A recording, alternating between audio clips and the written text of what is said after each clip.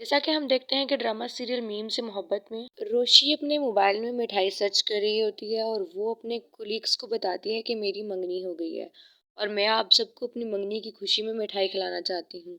वो सब मिठाई बता देते हैं और वो आपस में बातें कर रहे हो।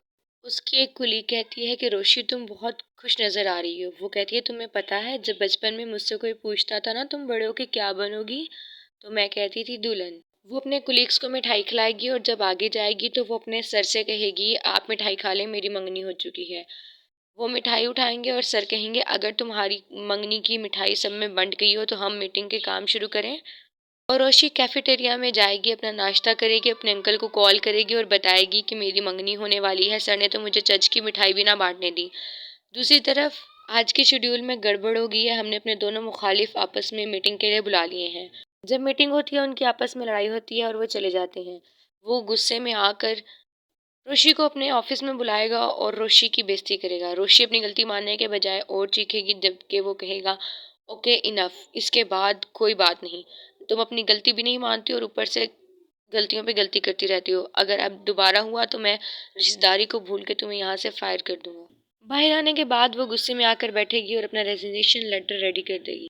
दूसरी तरफ जैसा कि हम देखेंगे कि उमर अपनी वालदा के साथ मंगनी की ड्रेस सेलेक्ट कर रहा होता है। उसकी वालदा उससे पूछती हैं ये ड्रेस कैसी लग रही है, तो वो कहता है माही को इतने ब्राइट्स कलर नहीं पसंद। तो उसकी वालदा बताती हैं कि तुम्हारी मंगनी माही से नहीं रोशी से हो रही है, जिसे सुन के वो बहुत हैरान हो जाता है और अपने वालिद और वालदा से कहता है कि मुझे माही पसंद है रोशी नहीं। उसके वालिद उससे कहते हैं कि तुम्हें हमें ये सब पहले बताना चाहिए।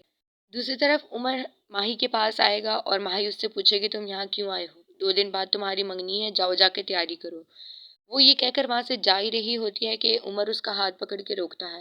वो कहता है रुको, मेरी बात सुनो, मैं तुमसे मंगनी करना चाहता हूँ, रोशी से नहीं, कोई गलत फहमी हुई है। रोशी वहीं पे खड़े होकर उनकी सब बातें सुन लेती है और वो कहती है तो ये गेम चल रही है। तो वो फौरी अपने दादा के पास जाएगी और सारी कहानी उन्हें बता देगी और कहेगी आप इस घर के बड़े हैं, कुछ करें।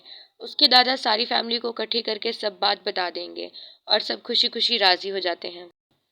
वहीं पर दूसरी तरफ हम देखेंगे कि रोशी सुबह जब पॉलर जाने के लिए तैयार हो रही होती है तो वो माही से कहेगी चलो तुम भी मेरे साथ चलो ना।